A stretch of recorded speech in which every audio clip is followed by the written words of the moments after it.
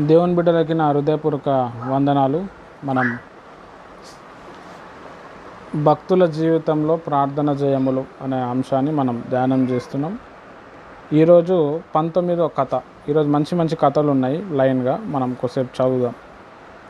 మత ఉన్మాదులకు తోక ముడిచారు. మత ఉన్మాదులు అంటే మతాన్ని కాపాడేవాళ్ళు, తర్వాత వేరే మతాన్ని వ్యతిరేకించేవాళ్ళు. మా మతమే ఉండాలి, మాదే కరెక్ట్ ఉండాలి అని చెప్పి. అయితే ఇక్కడ ఒక దైవజనుడు ఉన్నాడు, అద్భుతమైన సాక్ష్యము. మత ఉన్మాదులు వాళ్ళు చంపేస్తారు, వాళ్ళు జైలుకి ఎక్కిస్తారు, ఏమేమో చేస్తారు. కానీ ఈ దైవజనుడు ప్రార్థన మరి నా జీవితం బట్టి దేవుడు ఎట్లా వాళ్ళ తోక ముడిచారో మనం చూద్దాము. అనేక సంవత్సరాల క్రితము ది పెంతెకోస్త్ మిషన్ సేవకులైన ఎస్బి ఎర్నెస్ట్ గారు మరియు పాస్టర్ సి జాన్ గారు ఢిల్లీలో సభలు నిర్వహించడానికి వెళ్ళారు. తమ వాడుక చెప్పున వాల్ పోస్టర్లు రోగుల స్వస్థత పొందుచున్నారు, కుంటివారు నడుచుచున్నారు, చెవిటివారు వినుచున్నారు, గుడ్డివారు చూచుచున్నారు అని ముద్రించడం జరిగింది. కూటములు ప్రారంభమైనాయి. కొంతమంది మత ఉన్మాదులు వచ్చి సభలను ఆటంకపరిచారు. మీ కూటములలో స్వస్థతలు జరుగుతున్నాయని వాల్ పోస్టర్లకు వేయించారు కదా, మీరు వ్యాధిగ్రస్తులను స్వస్థపరిచేది మేము చూడాలని అనుకుంటున్నాము. మీరు ఆ విధంగా చేయని ఎడల మీరు ఆ కూటంలో జరిగించుటకు మేము అనుమతించమని హెచ్చరించారు. ఆ సమయంలో దైవజనులు ఎస్బి ఎర్నెస్ట్ గారిలో ఒక బలమైన విశ్వాసం ఉదయించినది.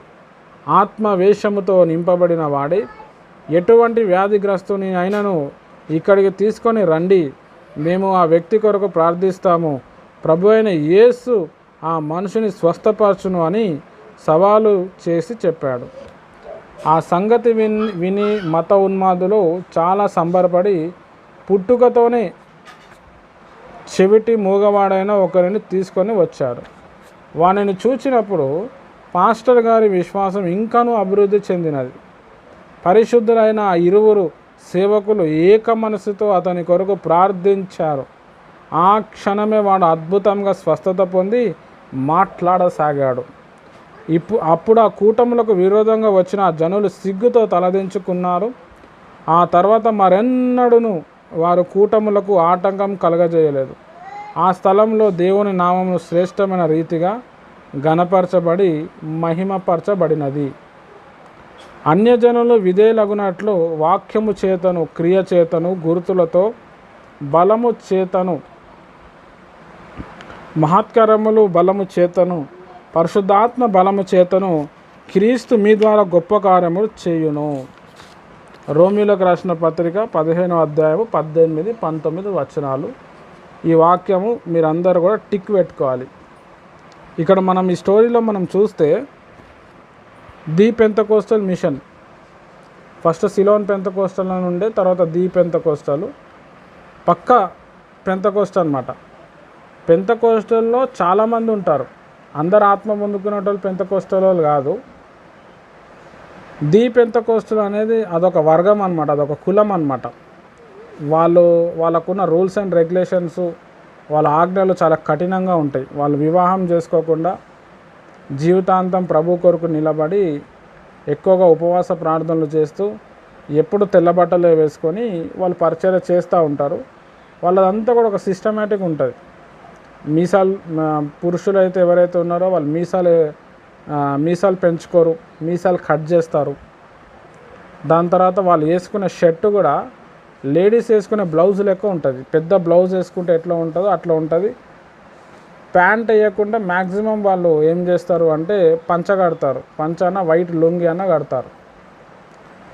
దానికి మెయిన్ రీజన్ ఏంటంటే మనమందరం ప్రభు యొక్క భార్యలమై ఉన్నాం, కన్యకై ఉన్నాం. ప్రభు భర్తగా వస్తున్నాడు కాబట్టి మనం ఆయన భార్యలం కాబట్టి మన వస్త్రధారణ కూడా అట్లా ఉండాలి అని చెప్పి వాళ్ళు ఆ విధంగా మీసాలు కట్ చేసుకొని దేవుని కొరకు సమర్పించుకొని ఒక వర్గం అనేది ఉంటుంది. అట్లనే వాళ్ళు ఆ నిష్టతో వాళ్ళు చేసే ప్రార్థన వల్ల కూడా దేవుడు గొప్ప విడుదల, స్వస్థతలు చేస్తూ ఉంటాడు. హల్లెలూయా. నేను వాళ్ళ గురించి మూమెంట్ వచ్చింది కాబట్టి చెప్తున్నాను. అదే పర్ఫెక్ట్, అదే కరెక్ట్ అని నేను చెప్తలేను. అక్కడున్న స్టైలు, వాళ్ళు ఉండే విశ్వాసాన్ని బట్టి చెప్తున్నాను. అంటే దేవునికి వాళ్ళు ఆ విధంగా సమర్పించుకున్నారు, ఆ దేవునికి ఆ విధంగా ఆ స్థాయి ఇచ్చారు. దేవుడు కూడా వాళ్ళ పట్ల ఆ విధంగానే ఉంటాడు.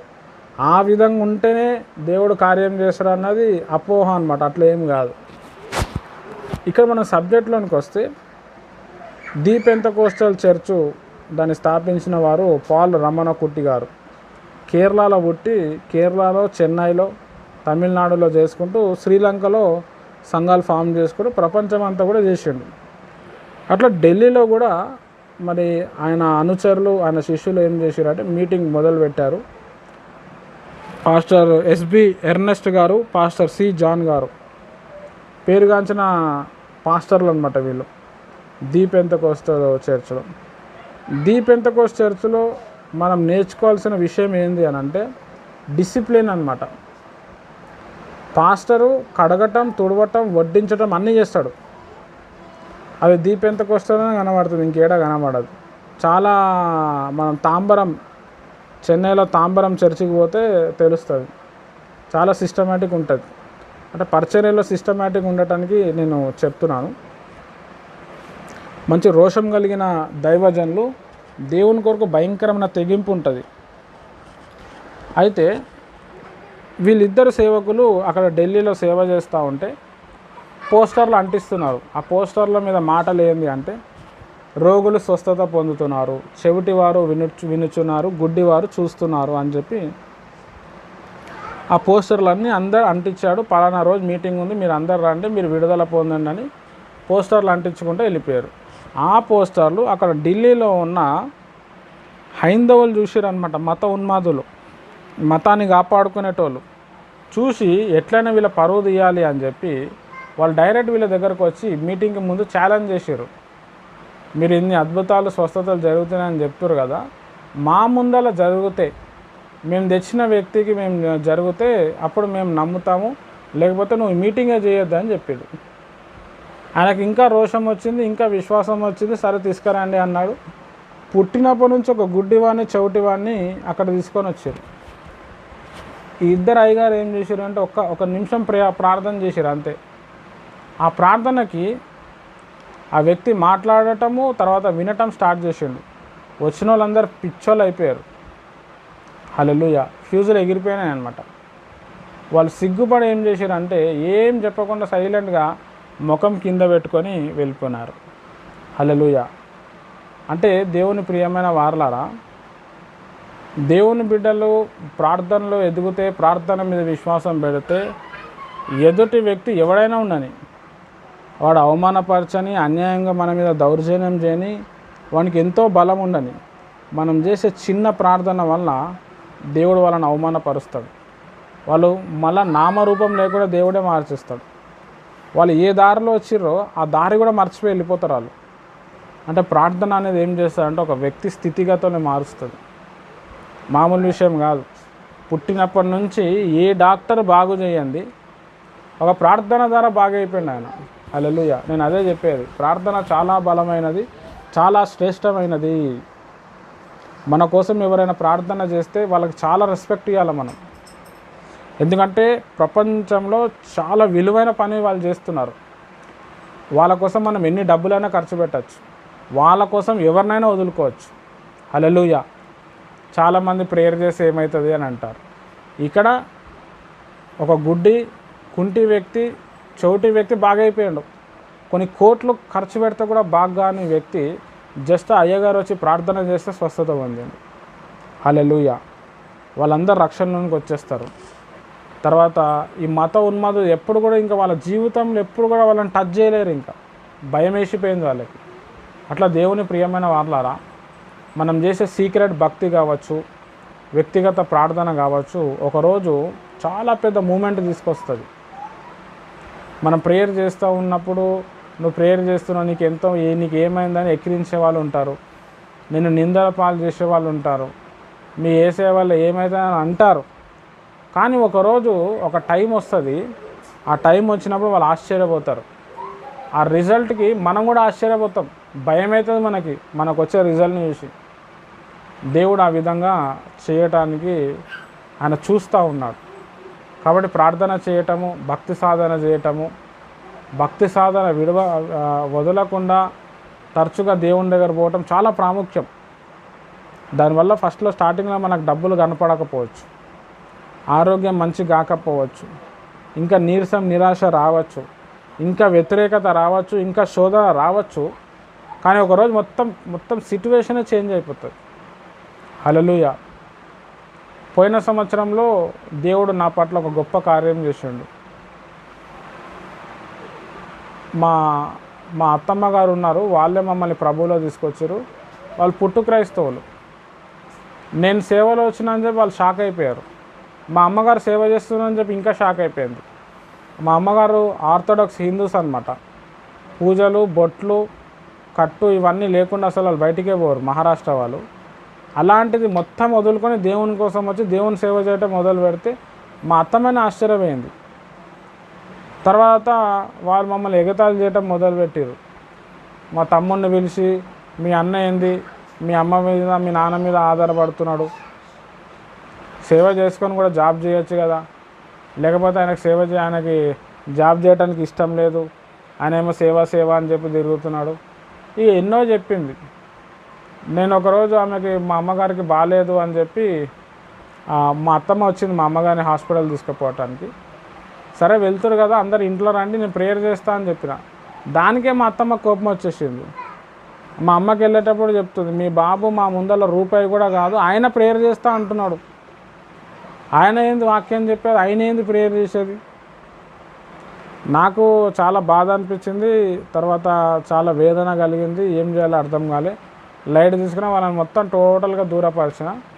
ఆ 2023లో కొన్ని రోజులు ప్రార్థన చేసిన, ప్రభు ఒక మూమెంట్ మొత్తం మా బంధువులు, చుట్టాలు, మా అత్తమ్మ ఫ్యూజులు ఎగిరిపోవాలా, షాక్లో వెళ్ళిపోవాలా అని చెప్పి కొన్ని రోజులు ప్రార్థన చేసిన, వదిలేసిన. అయితే మా అత్తమ్మ వాళ్ళ కొడుకు కూతురు బర్త్డే ఉండే. మా అందరిని పిలిచారు. చాలా పెద్ద ఫంక్షన్ హాల్లో చాలా మంచి భోజనము అరేంజ్ చేసి దాదాపు ఒక 100-150 మందిని పిలిచారు. మా అత్తమ్మ వాళ్ళ బంధువులు, చుట్టాలు, వాళ్ళు మొత్తం 5 మంది అక్క చెల్లెలు, ఒక అన్న అనమాట. వాళ్ళందరూ వచ్చారు. వాళ్ళంతా పుట్టు క్రైస్తవులు. మా అత్తమ్మ వాళ్ళ మామ కొడుకు కూడా, ఆయన కూడా బిషప్ అనమాట, పాస్టర్ అనమాట. మా అత్తమ్మనే వాళ్ళ చర్చ్ పాస్టర్ గారిని తీసుకొచ్చింది.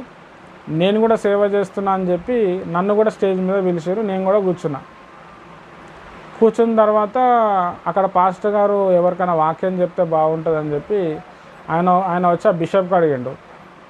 ఆ బిషప్, నేను చెప్పాను వాక్యం, నేనేం ప్రిపేర్ కాలే అన్నాడు.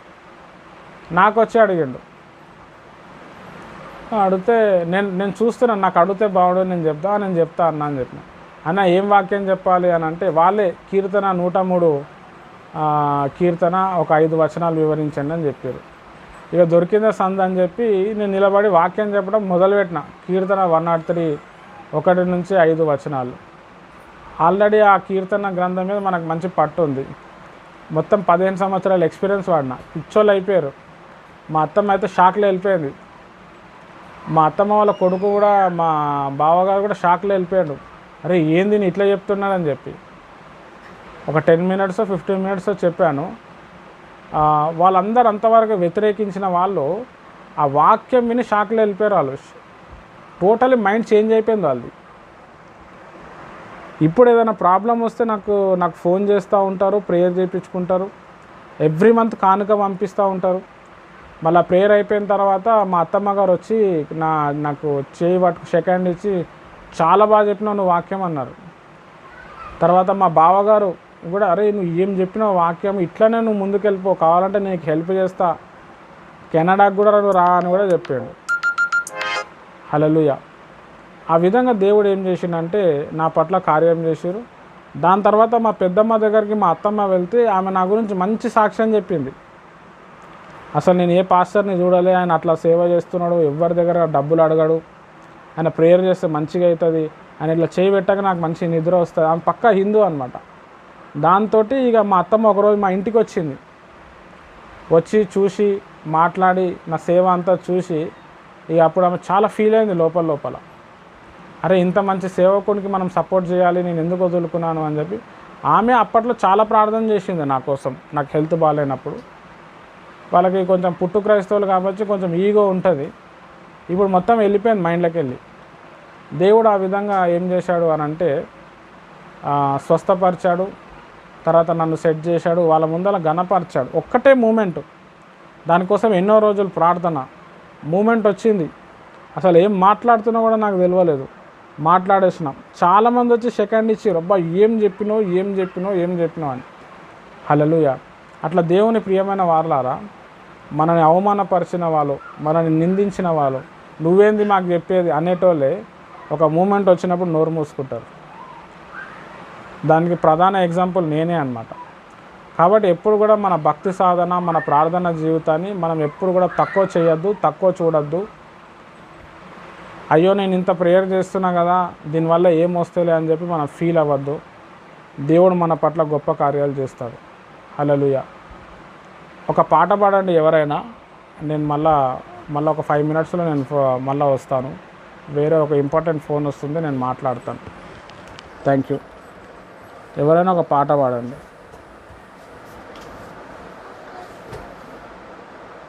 రైట్, మంచిది. మనం ఇంకొక స్టోరీలో వెళ్దాము. 20వ కథ. నాస్తికత్వపు పునాదులు కదిలిపోయాయి. నాస్తికత్వము అనగా ఏమి అంటే దేవుడు లేడు, దయ్యం లేదు అనేటోళ్ళు కూడా ఉంటారు. వాళ్ళని నాస్తికులు అంటారు.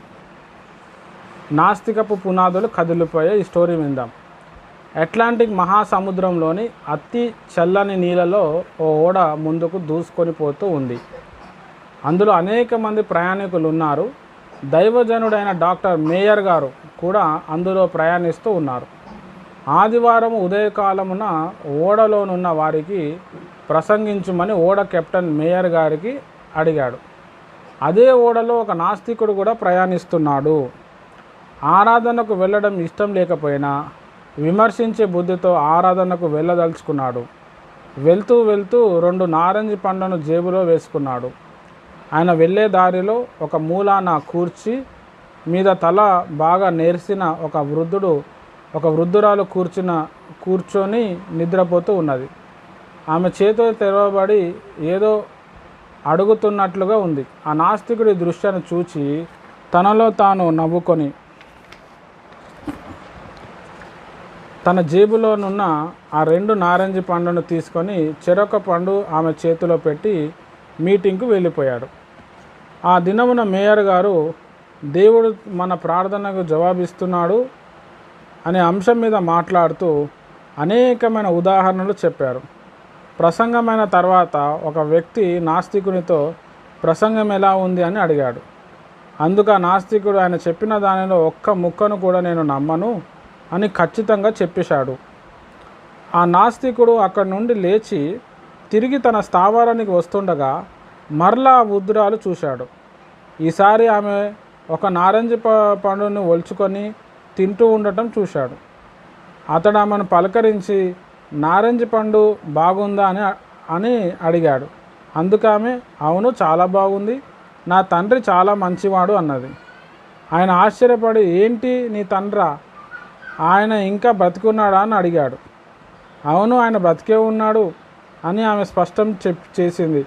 అది ఎలా సాధ్యము అన్నాడు ఆయన. అవును 5 రోజులుగా నేను సముద్రపు వ్యాధితో బాధపడుతూ ఉన్నాను.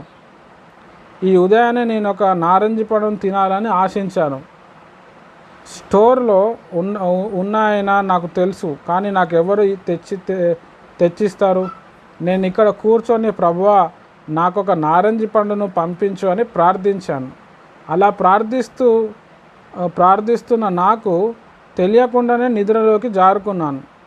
తర్వాత ఏమైందో తెలుసా బాబు, నేను కళ్ళు తెరిచి చూస్తే ఆయన ఒకటి మాత్రమే కాదు 2 నారింజ పండ్లు పంపించారు అని ఆమె ఉత్కంఠ భరితంగా చెప్పింది.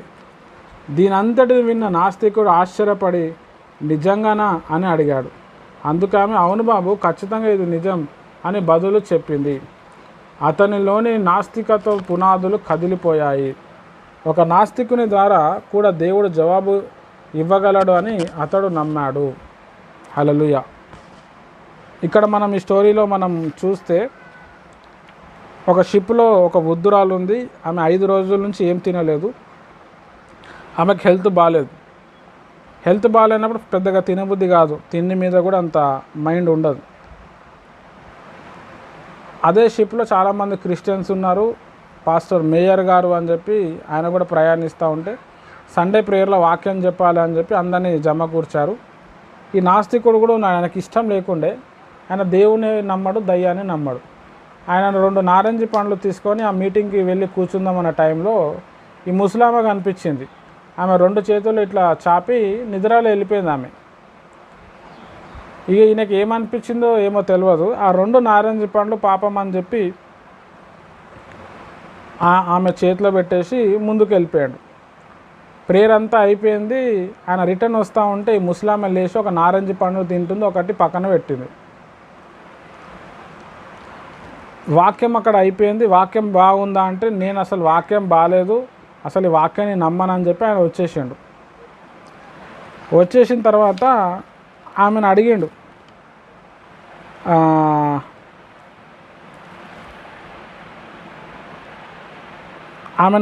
మరి నారింజ పండు బాగుందా అని.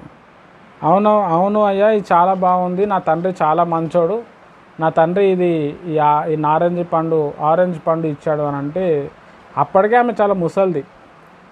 ఇంకని మీ తండ్రి బ్రతికే ఉన్నాడా అని చెప్పి నా షాక్ అయిపోయాడు. అవును బ్రతికే ఉన్నాడు అని చెప్పి ఆమె తన సాక్ష్యం చెప్పుకుంటుంది. 5 రోజుల నుంచి నేను తినలేదు, ఒక ఆరెంజ్ పండు కావాలా ప్రభు అని చెప్పి ప్రార్థన చేస్తూ నాకు నిద్ర వచ్చింది, పడుకున్నా. నేను కన్ను తెరిచి చూస్తే ఒక్క ఆరెంజ్ పండు కోసం చూస్తే 2 ఆరెంజ్ పండు చేతిలో ఉన్నాయి.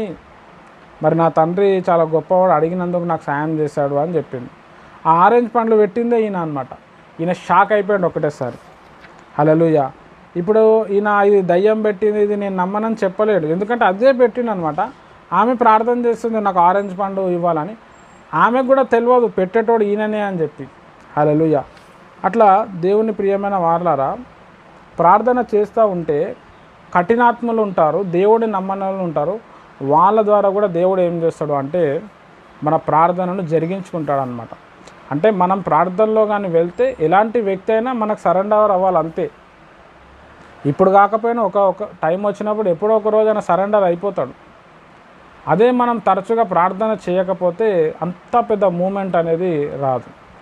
ఇదే పాయింట్ సైతాన్ ఏం చేస్తాడంటే ప్రార్థన చేస్తున్నప్పుడు చాలా డిస్టర్బెన్స్ ఇస్తుంది. మెంటల్ టెన్షను, తలంపుల ద్వారా మాట్లాడుతుంటుంది. ఏం చేసింది దేవుడు, ఏసైని నమ్ముకుంటే నీ హెల్త్ డౌన్ అయిపోయింది, బంధువులను వదలాల్సి వస్తుంది, చుట్టాలను వదలాల్సి వచ్చింది, ఫంక్షన్లు అయితే ఉన్నప్పుడు మంచి వాళ్ళ దగ్గర పోతుండే, మంచిగా ఉంటుండే, చేతి నిండా నీకు డబ్బులు ఉంటుండే, నువ్వు ఏ పాపం చేసినా నడుస్తుండే. ఇప్పుడు ప్రభువుని నమ్మిన తర్వాత నువ్వు ఏ పాపం చేయొద్దంట, నీ ఇష్టానుసారంగా నువ్వు బతకద్దంట, బైబిల్ పరంగా బతకాలంట. అవన్నీ అవసరమా? వదిలే ఆ దేవుణ్ణి. ఈ విధంగా సైతాన్ ఏం చేస్తాడు అంటే మనతోని మాట్లాడి వాడు మనల్ని వెనుక గుంజనికి చూస్తాడు. వాడే వచ్చి ఎందుకు వెనుక గుంజాలంటే ప్రేయర్ చేస్తుంటే వానికి భయం అవుతుంటుంది. మనం పాటలు పాడేటప్పుడు సైతాన్ కోరస్ అందిస్తాడు, వాక్యం చెప్పేటప్పుడు రెఫరెన్స్లు ఇస్తాడు, ఇది ఇంకే చెప్పు, అది ఇంకే చెప్పు అని. అదే ప్రేయర్ అంటేనే, ప్రేయర్ చేద్దామంటేనే సైతాన్కి ఏమైపోతుంది అంటే ఒకలాంటి భయం అయిపోతుంది. ఎందుకు అని అంటే ప్రార్థన సైతాన్ శక్తిని కూలుస్తుంది. హల్లెలూయా. కానీ సైతాన్ ఓటమి ఒప్పుకోడు కదా, వాడు వచ్చి మళ్ళీ దాడి చేస్తూ ఉంటాడు. మనం కూడా అదే ప్రిన్సిపల్ వాడుతూ మనం కూడా ఓటమిని ఒప్పుకోకుండా మళ్ళీ మనం కూడా ఏం చేయాలి అంటే దాడి చేయాలి. హల్లెలూయా. రైట్. నెక్స్ట్ 21 కథ మనం చూద్దాము. 16వ శతాబ్దంలో ఇంగ్లాండ్ దేశమందు జీవించిన జాన్ బన్యన్ అను దైవజనుడు గొప్ప ప్రార్థన వీరునిగా పేరు సంపాదించాడు. తాను బోధించు సత్య నిమిత్తమై 12 సంవత్సరాలు జైల్లో ఉంచబడ్డాడు. ఆ జైలు గది ఆయనకు గొప్ప ప్రార్థన గదిగా మారిపోయింది. పరలోక మహిమగల సన్నిధి ఆయనను ఆవరించింది. ప్రార్థనే ఊపిరిగా చేసుకొని దైవజనుడు ఆ చెరసాల 4 గోడ మధ్యలో పరలోక దర్శనములు చూడసాగాడు. అదే యాత్రికుని ప్రయాణం అనే గొప్ప గ్రంథమును ప్రచురించబడినది. 300 భాషలలో ఆ గ్రంథం అనువాదం చేయబడింది. బైబిల్ తర్వాత చెప్పుకోదగిన గ్రంథముగా యాత్రికుని ప్రయాణము కీర్తిని సంపాదించుకున్నది. దైవజనుని శ్రమ మహిమగా మార్చబడినది. జాన్ బన్యన్ ఈ విధంగా రాసుకున్నాడు. కొదమ సింహము సంసోను ఎదుటకి బొబ్బరించుచు వచ్చినప్పుడు అతడు దానిని ఎదుర్కొన్నాడు. అతని చంపుటకు దూసుకొని వచ్చిన సింహమును అతడు చీల్చివేసిన తదుపరి దాని కళేబారంలో అతడు మధురమైన తేనెను కనుగొన్నాడు. ఆ తేనె అతడు తిని దానిలో కొంత తన తల్లిదండ్రులకు ఇచ్చాడు. దీన్ని ఉదహరిస్తూ, మీకు విరోధంగా కలిగిన శోధన ఒకవేళ బొబ్బరించు సింహం వలె ఉండవచ్చు, కానీ మీరు ప్రార్థన చేత దానిని జయించిన ఎడల దాని నుండి మీకు మధురమైన అనుభవము లభిస్తుంది. మనకు కలిగేటి శోధన మనలను లయము చేయనదిగా కనబడవచ్చును. దేవుని కృప చేత మనం దానిని జయించినప్పుడు అది మనకొక మధురమైన అనుభవంను మిగుల్చును. దానిని గురించి మన సాక్ష్యము ఇంపైనదిగా మారిపోవును. తద్వారా ఇతరులు కూడా మన ద్వారా ఆశీర్వదించబడుదురు అని జాన్ బన్యన్ చెప్పాడు. మీరు శోధనలో ప్రవేశించకుండునట్లు మెలకువగా ఉండి ప్రార్థన చేయుడి అని ప్రభు వారితో చెప్పాను. మత్తయి సువార్త 26వ అధ్యాయము 41వ వచనం. 16వ శతాబ్దం అంటే 1700 అనే సంవత్సరంలో జాన్ బన్యన్ అనే వ్యక్తి, ఆయన గురించి నేను అంతా కూడా స్టోరీ చెప్పిన. నేను ఒక్క నిమిషం.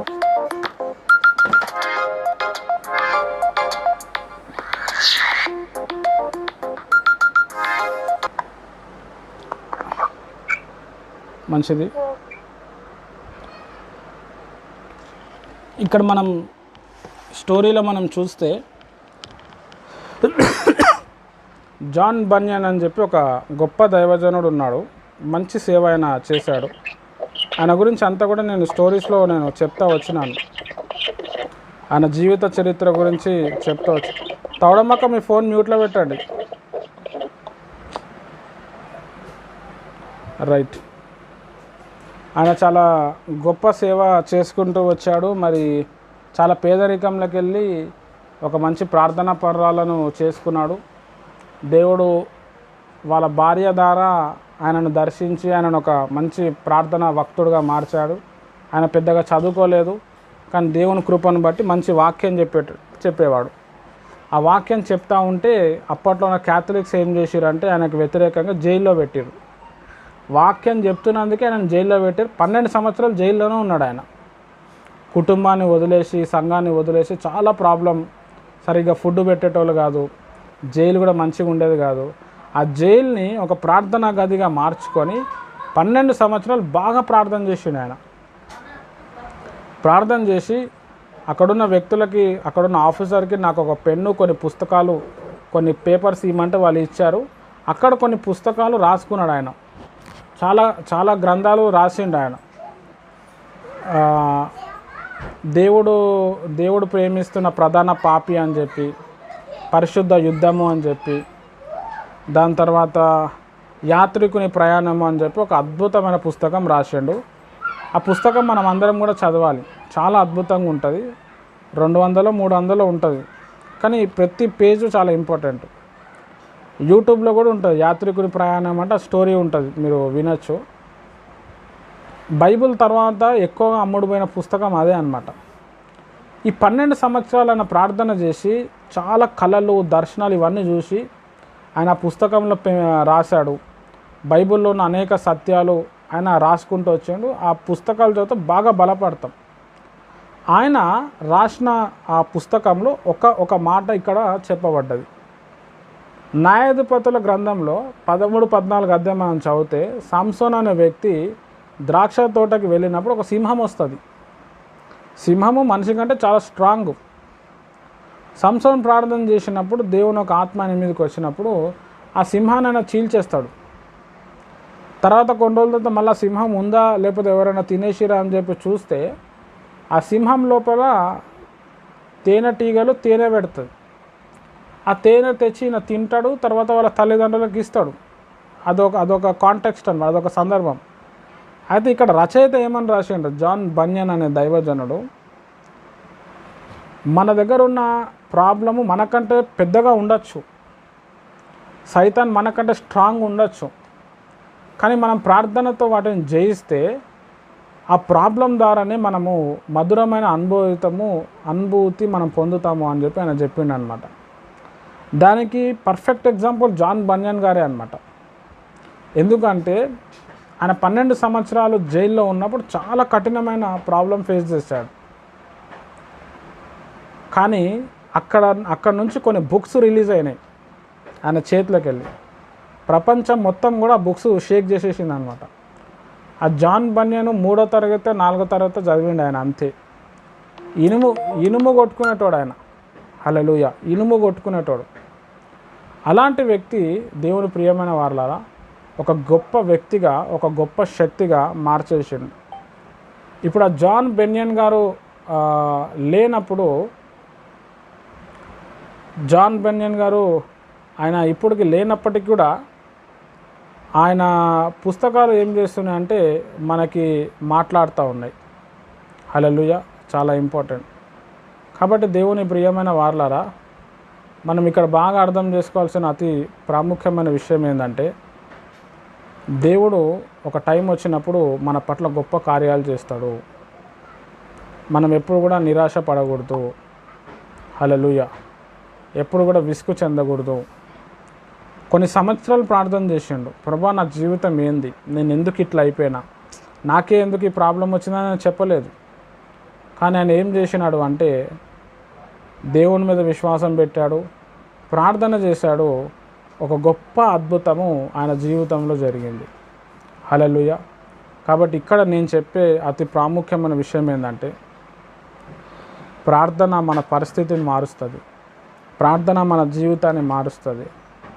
మనకు చదువు లేకపోయి ఉండొచ్చు, మన ఇంటి వారందరూ మనను వదిలేసి ఉండొచ్చు, మనకి ఎక్కడ పోయినా అన్యాయమే జరిగి ఉండొచ్చు, ఎక్కడ పోయినా నీ డోర్లన్నీ కూడా మూసుకొనే ఉండొచ్చు.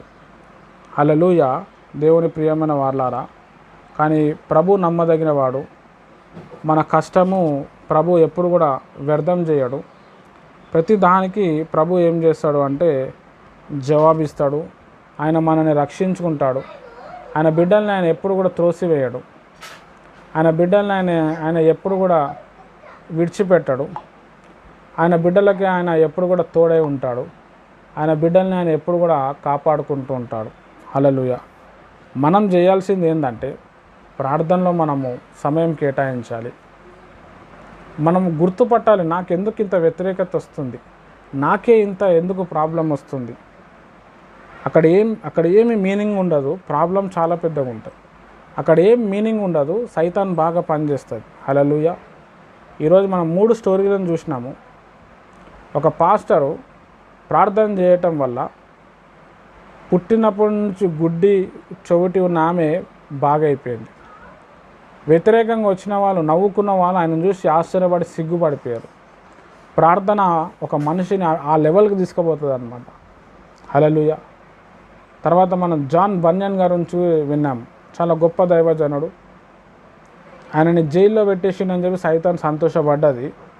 అయ్యో నేను జైల్లో పోయినా కదా అని చెప్పి ఆయన విసుగు చెందకుండా మోకాళ్ళ అనుభవం మీద వచ్చి ఆయన ప్రార్థన చేసి దేవుడు ఆయనకి ఏదైతే ప్రత్యక్షతలు ఇచ్చిండో, దేవుడు ఆయనకి ఏది చెప్పాడో ఆయన మామూలుగా రాసుకొని వెళ్ళిపోయాడు.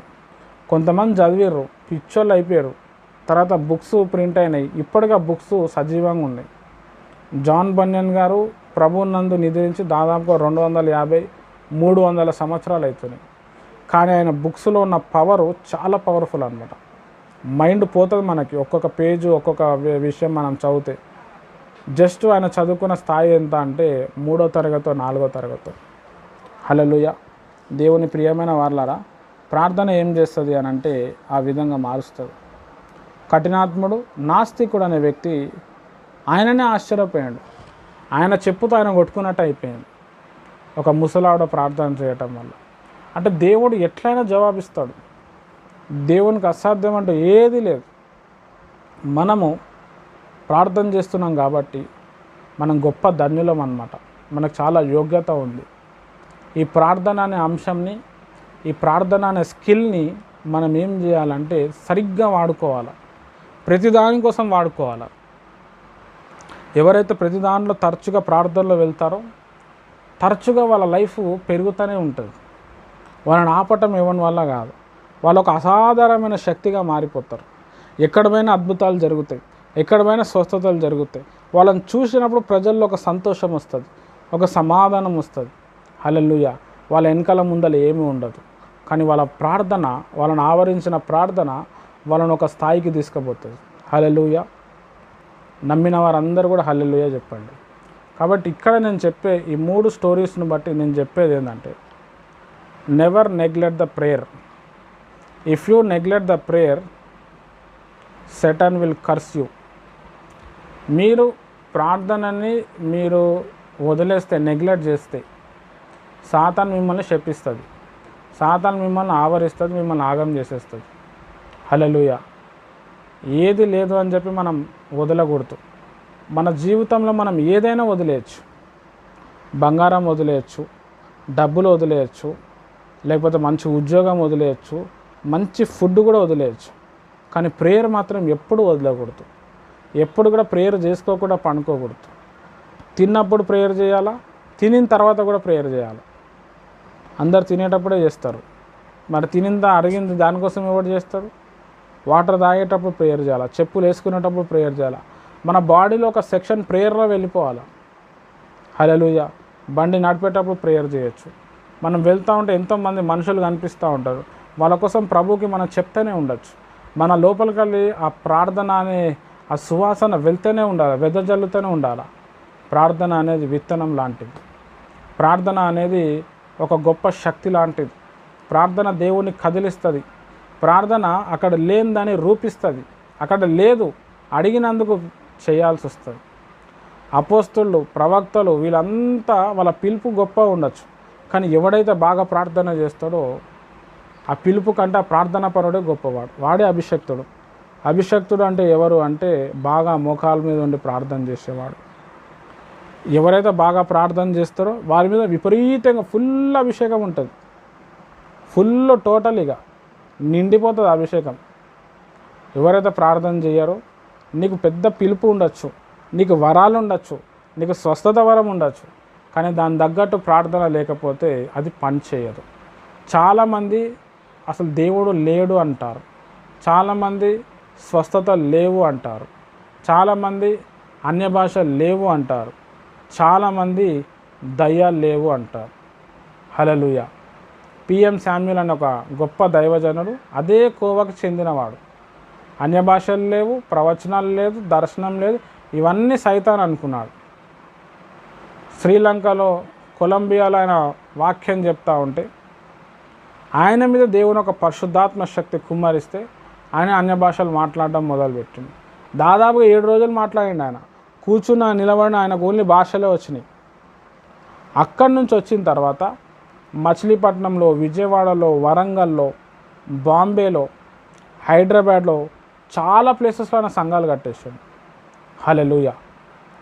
ఆయన లేదు అనుకున్నాడు, కానీ దేవుడు ఆయనకి ఇచ్చాడు. ఆయన మారటానికి ఈ పాల్ రమణకుట్టి అనే దైవజనుడు, బ్రాహ్మిన్స్ వీళ్ళు, కేరళ బ్రాహ్మిన్స్, ది పెంతెకోస్తల్ని స్థాపించిన వ్యక్తి చాలా ప్రార్థన చేసిండు.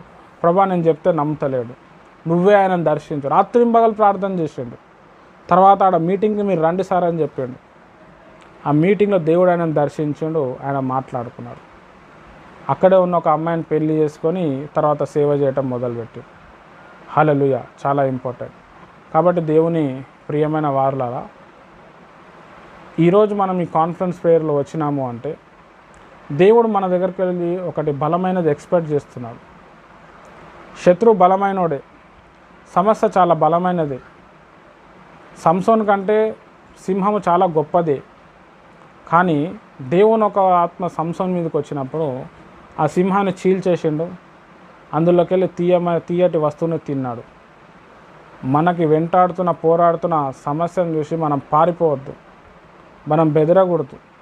మనం పారిపోతే అది ఇంకా పరిగెత్తిస్తూనే ఉంటుంది. పరిగెత్తటం మన పని కాదు. పరిగెత్తి భయపడటానికి మనం లేము.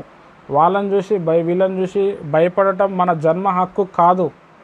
మన జన్మ హక్కు ఏంది అంటే మనని శోధిస్తున్న శోధన బాధలు ఏవైతే ఉన్నాయో వాటిని జయించి ప్రభువుని స్తుతించటం మన జన్మ హక్కు. గెలవటమే, జయమే మన జన్మ హక్కు అన్నమాట. ఆత్మాభిషేకం మనకి దేవుడు ఇచ్చిన వరం అన్నమాట. దాన్ని వాడాలి, ప్రార్థనలో ఉండాలి. ప్రభువా నాకు ఈ సమస్య ఉంది, నాకు ఈ కష్టం ఉంది, ఈ కష్టం ఈ నెలలో తీరిపోతుందా? ఓకే, నెల రోజులు ప్రార్థన చేస్తా. నెలలో తీరలేదా? 2 నెలలు చేస్తా. 2 నెలల్లో కూడా తీరలేదా? 3 నెలలు చేస్తా. తీరలేదా? సంవత్సరం చేస్తా. సచ్చేంతవరకు నేను చేస్తా, కానీ నేను ప్రార్థనను వదలను అని మనం మొండిగా ఉండి ప్రార్థనలో కాక మనం వెళ్తే, హల్లెలూయా.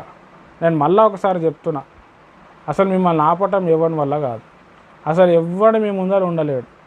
మీ గ్రామ ప్రజలు, మీ బంధువులు, చుట్టాలు అందరూ లాస్ట్కి మీరు చెప్పిందే వేదం అవుతుంది. నువ్వు చెప్తే చాలు బేట, నువ్వు ఏదంటే అదే, నువ్వే మా దేవతవి, నువ్వే మా దేవుడవి, నువ్వే ఇక నువ్వు ఏది చెప్తే మేము అదే ఓకే అనే స్థాయికి దేవుడు మనం తీసుకుపోతాం.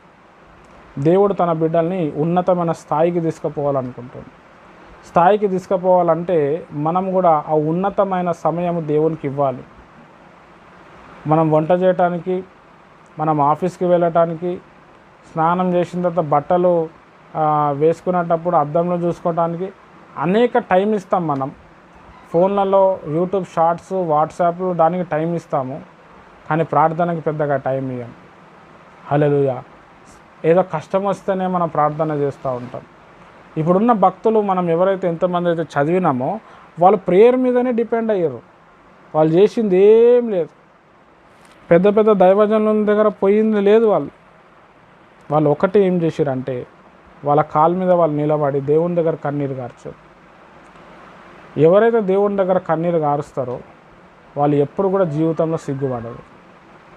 ఎవరైతే మనుషుల దగ్గర కన్నీరు గారుస్తారో వాళ్ళు ఖచ్చితంగా జీవితంలో అదే మనుషుల చేత సిగ్గుపడ వస్తుంది. మనుషుల రాజ్యం అదే అన్నమాట. రాజుల నమ్ముట కంటే, మనుషులను నమ్ముట కంటే యెహోవాను ఆశ్రయించుట మేలు అని దావీదు భక్తుడు చెప్పాడు. ఆయన రాజయ్య ఉండి ఆ స్టేజ్ చెప్పిండు. ఆయన రాజులను నమ్ముట కంటే, అధికారులను నమ్ముట కంటే యెహోవాను ఆశ్రయించుట మేలు, యెహోవాను ఆశ్రయ దుర్గము. హల్లెలూయా. కాబట్టి సమస్యలను చూసి భయపడొద్దు, రోగంలను చూసి కన్ఫ్యూజ్ అవ్వద్దు. అవంతా కూడా జస్ట్ మన ముందర పిల్లి లాంటిది, కుక్క లాంటిది. ఇట్లా అంటే వెళ్ళిపోతాయి అవి. మనం ధైర్యంతో పోరాడాలి. మనం ప్రార్థనలో మన మనసుని కేంద్రీకరించాలి. దేవుణ్ణి అడగాల, ప్రభువా నేను ప్రేయర్ చేయలేకపోతున్నా, నాకు సత్యం బయలుపరచు. ఒకడు అంటాడు ఆత్మ ఉన్నదంటాడు, ఒకడేమో ఆత్మ లేదంటాడు, ఒకడేమో ఆత్మ లేదు, దయ్యం లేదు, ఏది లేదు అంటాడు. నాకు సర్వసత్యం బయలుపరచు, నీ యొక్క మహిమను చూపించు. పరలోకం ఉందా లేదా? పరలోకం ఉంటే చూపించు, నరకం ఉంటే చూపించు. నేను కళలో కాదు, నేను లైవ్లో చూడాలనుకుంటున్నా. ఒక సినిమా చూస్తే ఎట్లా ఉంటుందో అట్లా చూడాలనుకుంటున్నా. నువ్వు నాకు చూపించు. తెలియని రహస్యమైన సంగతులు నాకు బయలుపరచు. ఇర్మియా 33:3 అంటాడు, నాకు మొర్రపెట్టుము, నేను నీకు ఉత్తరం ఇచ్చేదను. నువ్వు గ్రహింపలేని గొప్ప సంగతులు, రహస్యమైన సంగతులు నీకు నేను బయలుపరచదను. ఆ మాట చాలా చోట్లలో రాయబడ్డది. యెషయా 48:8లో కూడా రాయబడ్డది. హల్లెలూయా. చాలా ఇంపార్టెంట్. కాబట్టి దేవుని ప్రియమైన వారాల, దేవుడు మనని ఎంతగానో ప్రేమిస్తున్నాడు. దేవుడు మనకు చాలా దగ్గరగా ఉన్నాడు. మనం చేయాల్సింది ఏంటంటే ఆ సమయం తీసుకొని దేవునితో మనం మాట్లాడాలి. ప్రతి విషయం దేవునికి పిన్ టు పిన్ చెప్పాలి. ప్రభువా నాకు ఈరోజు ఇంత కట్టేది ఉంది, నా దగ్గర డబ్బులు లేవు, నాకు ఈ పైసలు కావాలి. నేను ఒక ఆఫీస్లో వర్క్ చేస్తున్నాను, నాకు వస్తలేవు పైసలు, సరిపోతలేదు, నాకు పెంచు, నాకు జీతమైన పెంచు, ఉద్యోగమైనా మార్చు, కానీ నాకు ఇన్ని పైసలు కావాలి, నా క్యాడర్ పెరిగిపోవాలి, నేను నలుగురికి సాయం చేయాలి, నేను ఉన్నతమైన స్థాయికి వెళ్ళాలి, నా పిల్లలు ఉన్నతమైన స్థాయికి వెళ్ళాలి, నేను ఏ విషయంలో ఓడిపోవద్దు. ఫస్ట్ ప్రార్థన చేయమనే దాంట్లో ఫస్ట్ చెప్పిన పాయింట్ ఏంటంటే యాకోబు పత్రిక 1:5 ఉంటుంది. మీలో ఎవరికైనా జ్ఞానం కొదువుగా ఉన్న ఎడల ప్రభువుని అడిగి జ్ఞానం పొందండి అని చెప్పిండు. ఇది చాలా ఇంపార్టెంట్. ఈ లోకంలో ఫస్ట్ మనము జ్ఞానం అనేది పొందుకోవాలి. జ్ఞానం లేకనే నా ప్రజలు నశించిపోతున్నారు అంటున్నాడు. చాలా ఇంపార్టెంట్. దేవుని ప్రియమైన వారలారా, మనం జ్ఞానం కోసం అడగాలి. సొలొమోన్ భక్తుడు జ్ఞానం కోసమే అడిగిండు. దేవునికి నచ్చింది. నువ్వు నాకు అడగకపోయినా నువ్వు అడిగింది నాకు నచ్చింది కాబట్టి జ్ఞానంతో పాటు సంపదను ఇస్తాను, ఆరోగ్యం ఇస్తాను, ఘనత కూడా ఇస్తా అని చెప్పిండు. ఒక జ్ఞానం నువ్వు పొందుకుంటే నీకు సంపద వస్తుంది, ఘనత వస్తుంది, ఆరోగ్యం కూడా వస్తుంది. ఏ మనిషి అయినా ఈ మూడింటి కోసమే పరిగెత్తుతూ ఉంటాడు. అది జ్ఞానం పొందుకటంలో ఉంది. కాబట్టి మనం దేవునికి జ్ఞానం అడగాలి. ప్రభా నాకు జ్ఞానమి, నాకు అభిషేకమి, నాతో మాట్లాడు, నాకు మారు మనసు అనుగ్రహించు, నీ రహస్యమైన సంగతులు బైబిల్ చదువుతూ ఉన్నప్పుడు నాకు డీప్గా మాట్లాడు. వాళ్ళు చెప్పిన వాక్యం వీళ్ళు చెప్పిన వాక్యం కాదు, నేను చెప్పే వాక్యం చాలా డీప్గా వెళ్ళాలా, చదువురాను అని కూడా అర్థం అవ్వాలా, చెప్పినప్పుడు వాడికి నిలబడిపోవాలా, వాని గుండెలో బుల్లెట్లు లెక్క దిగాల, వానికి ఒకటేసారి విశ్వాసం రావాలా, ప్రజలు కన్నీరు గార్చాలా. ఇన్ని రోజులు ఈ వ్యక్తిని ప్రభా ఎందుకు మమ్మల్ని పరిచయం చేయలేదని చెప్పి, ఈయన వచ్చిన తర్వాత మాకు వెలుగు వచ్చింది, ఈయన వచ్చిన తర్వాత మాకు జ్ఞానం వచ్చిందని వాళ్ళు చెప్పాలా ప్రభా. అలాంటి అభిషేకం ఈ ప్రభా, నన్ను నిలబెట్టు ప్రభా అని మనం అడిగితే దేవుడు మనకు అభిషేకం ఇస్తాడు. ఎక్కడి నుంచి ఎక్కడికో తీసుకొని పోతాడు. ఊహించలేని గొప్ప సంగతులు మనకు బయలుపరుస్తాడు. హల్లెలూయా. కాబట్టి దేవుని ప్రియమైన వారలారా, ఎప్పుడు కూడా ప్రేయర్ని మీరు నెగ్లెక్ట్ చేయకండి. క్రైస్తవులు 2 రకాల క్రైస్తవులు ఉంటారు. ఒకటేమో విగ్రహార్థన చేసే క్రైస్తవులు ఉంటారు. వాళ్ళు ప్రేయర్ని నమ్మరు, విగ్రహాలని నమ్ముతారు, సిలువని నమ్ముతారు, యేసు బొమ్మని నమ్ముతారు. ఆ బొమ్మను చూసి ప్రేయర్ చేస్తారు. ఆ సిలువను చూసి అద్దుకుంటూ ఉంటారు, మెడలో సిలువ వేసుకొని తిరుగుతారు. వాళ్ళు విగ్రహార్థన చేసే క్రైస్తవులు. వాళ్ళు దేవుని ఒక పవర్ వాళ్ళకి తెలియదు. ఇంకో క్రైస్తవులు ఉంటారు, వాళ్ళు బొమ్మల్ని నమ్మరు, బొమ్మల్ని మొక్కరు, సిలువని మొక్కరు, సిలువని నమ్మరు. యేసయ్య ఆత్మ అని చెప్పి నమ్ముతారు. ఆ ప్రభుతో మాట్లాడుతూనే ఉంటారు. వాళ్ళు దేవుని కొరకు గొప్ప కార్యాలు చేస్తారు. బైబిల్లో ఉన్న భక్తులంతా వాళ్ళే. హల్లెలూయా. కాబట్టి ఒక భక్తుడు గొప్ప అద్భుతాలు గొప్ప కార్యాలు చేస్తున్నాడు అనంటే ఆయన ఆ టైపు ప్రార్థన చేసిండు, దేవుని దగ్గర కన్నీరు గార్చిండు, ప్రార్థనలో వెళ్ళిపోయాడు. నిద్రలో వెళ్ళిపోలేదు, మందు దాగి వెళ్ళిపోలేడు, కానీ ప్రార్థనలో వెళ్ళిండు. ఎవరైతే ప్రార్థనని నమ్ముకుంటారో, ఎవరైతే ప్రేయర్కి ఇంట్రెస్ట్ చూపిస్తారో, ప్రేయర్కి వాల్యూ ఇస్తారో, ఖచ్చితంగా వాళ్ళ లైఫ్లో చాలా చేంజెస్ ఉంటాయి. వాళ్ళు ఒక ప్రత్యేకమైన వ్యక్తిగా ఉంటారు. వాళ్ళు మాట్లాడినప్పుడల్లా ఏదో ఒక పవర్ రిలీజ్ అవుతూ ఉంటుంది. వాళ్ళు మాట్లాడుతున్నప్పుడల్లా దేవుని ఒక శక్తి వాళ్ళని తాకుతూ ఉంటుంది. వాళ్ళు మామూలు వ్యక్తులు గారు. ఇదంతా కూడా మనం ప్రభువుని స్తుతించడం, ప్రభువుని ఉచ్చాటన చేయటం, ప్రభువుతో మాట్లాడటం బట్టి అయిపోతుంది. కాబట్టి దేవుని ప్రియమైన వాళ్ళ ఇలాంటి గొప్ప స్థాయి ఎన్ని డబ్బులు పెట్టా మనకు దొరకదు. ఎక్కడ కూడా మనం నేర్చుకోలేము. మామూలు విషయం కాదు. ఒక వ్యక్తితో దేవుడు మాట్లాడుతుందంటే చాలా గొప్ప విషయం. అది సర్వలోకాన్ని సృష్టించిన సృష్టికర్త ఆయన దేవుడు ఆ వ్యక్తితో మాట్లాడుతున్నాడు. మాట్లాడటానికి కారణం ఏంది? ఆ వ్యక్తి దేవునితో మాట్లాడుతున్నాడు. ప్రేయర్ వల్ల దేవుడు ఆయనతో మాట్లాడుతున్నాడు. రహస్యమైన సంగతులు బయలుపరుస్తున్నాడు. ప్రైమ్ మినిస్టర్కి లేని పొజిషన్ అది, ప్రెసిడెంట్కి లేని పొజిషన్, ప్రపంచంలో ఉన్న పెద్ద పెద్ద రాజులు అధికారులకు లేని పొజిషను ఆ వ్యక్తులకు దేవుడు ఇచ్చిండు అన్నమాట. ఇవన్నీ కూడా ప్రార్థన చేయటం వల్ల మనకు వస్తుంది. ఎప్పుడు కూడా ప్రేయర్ లైఫ్ని నెగ్లెక్ట్ చేయొద్దు. రోజు పడుకునేటప్పుడు ఒక 15 నిమిషాలు 20 నిమిషాలు కూర్చొనైనా ప్రార్థన చేయండి. ఆ బెడ్ మీద పడుకోనైనా ప్రార్థన చేయండి. ప్రార్థన చేస్తూనే పండుకోండి.